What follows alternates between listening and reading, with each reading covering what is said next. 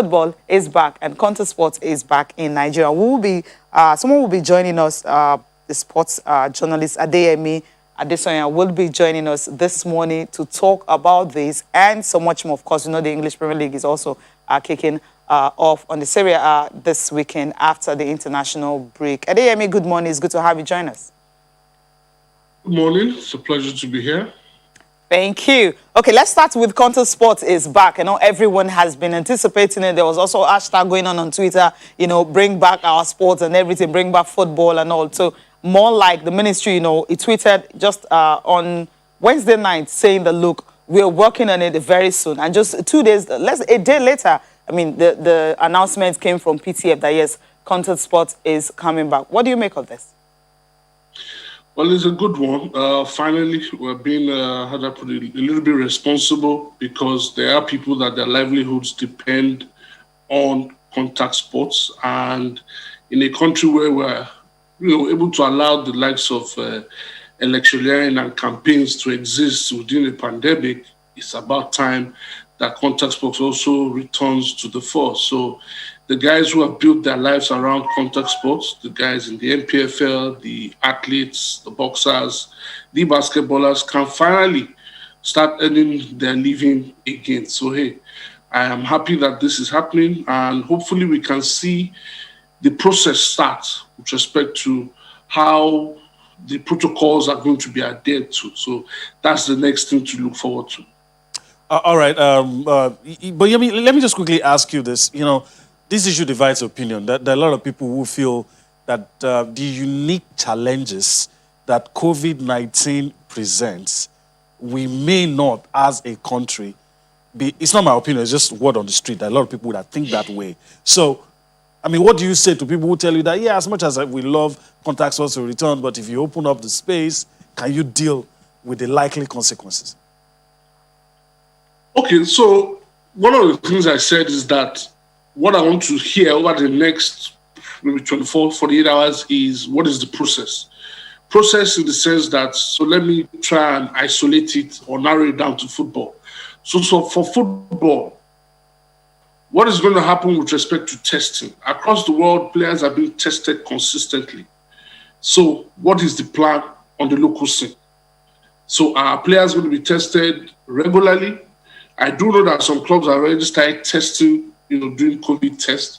So that has to happen. For that to happen, then we can ease things gradually. So one of the questions you also ask is, will the matches, so let's say by next month, the MPFL starts, will the matches be available for journalists to cover? What kind of access are they going to get? What kind of precautions are we going to be putting in the stadium? I think those are the important things that need to be addressed over the next 48 hours or thereabout, so that will give people the necessary comfort that that is supposed to have for us to get back to some semblance of normalcy. Okay.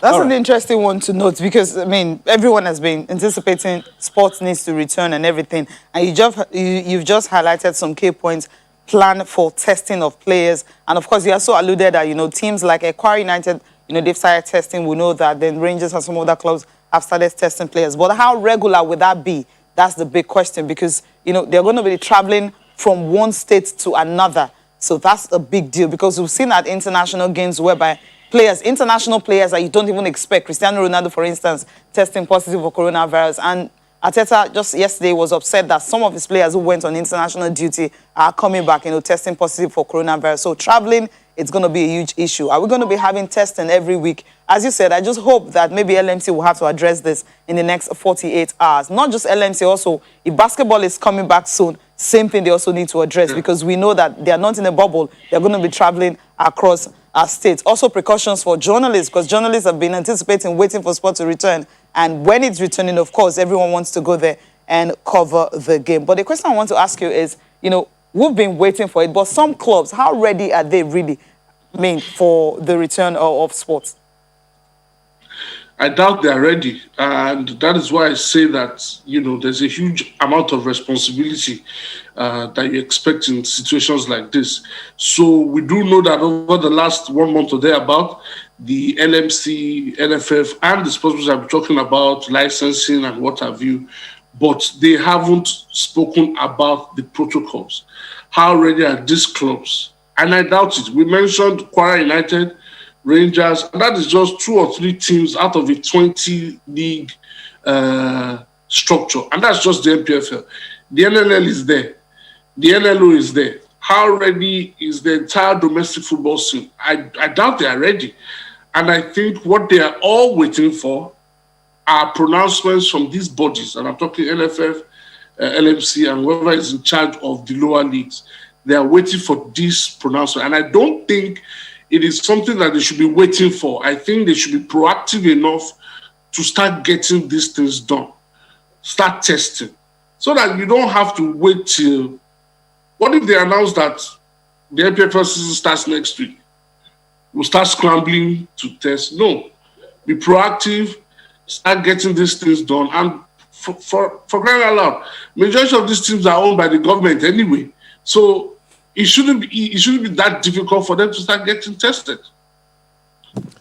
Okay, all right. I guess we're done with what's happening on the domestic scene. Let's quickly travel abroad now. Let's talk about Victor Moses and his recent move to Spartak Moscow. Your take on that.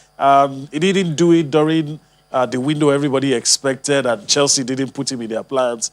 I guess his hands was forced into this move. My thoughts anyway, but your own thoughts about the move.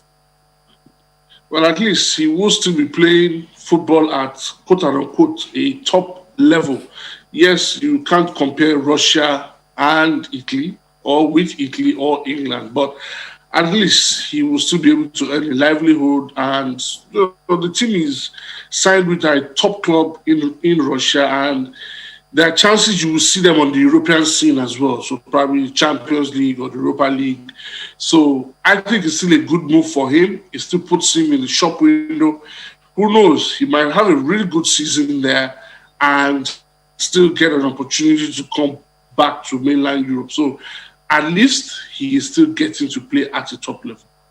Yeah, interesting you mentioned that, because I've been looking at Victor Moses from when he joined Chelsea from Wigan in 2012. He's been to Liverpool, Stoke City, he's been to West Ham, Fenerbahce, Inter Milan. And when the call was made to him after the Inter Milan loan deal was over, we're thinking, okay, maybe Chelsea would now want to allow him to stay. And then before you know it, nothing happened. And now he's going to Russia, his 6th loan move for a player of his stature. Is it that Victor Moses is not so good of a player the way we see him? Because for a player to be moving from one club to another, it seems really not too good for his career.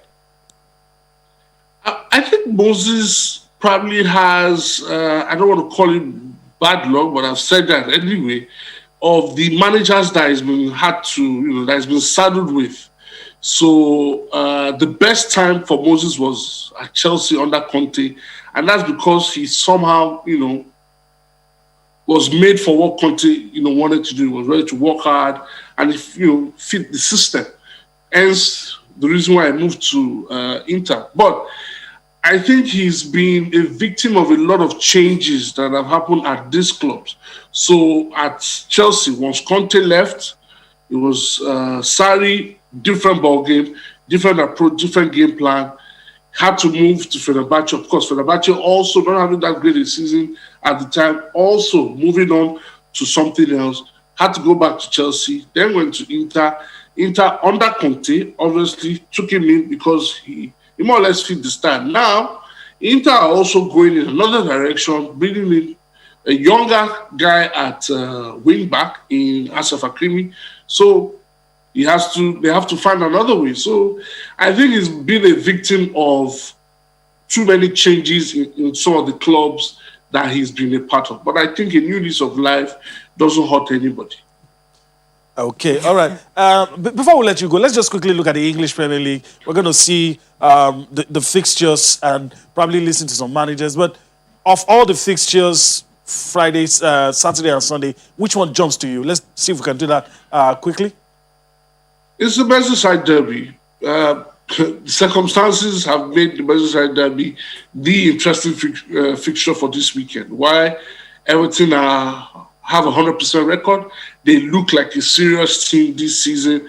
Liverpool have faltered just before the international break. So for the first time in a long time, Everton look like they can get the better of Liverpool, or they also look like the better team than Liverpool, despite Liverpool being champions. So that is why the Merseyside derby, just stands out to you. It is it's the game with the most red cards in England. So hey, without a doubt, the quality of players available, and because it looks like this is Everton's big chance to get a number on their big rivals, that fixture stands out.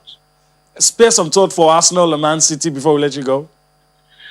Well, Manchester City need a response. They have to kind of wake up after they lost to Leicester, then they draw to Leeds.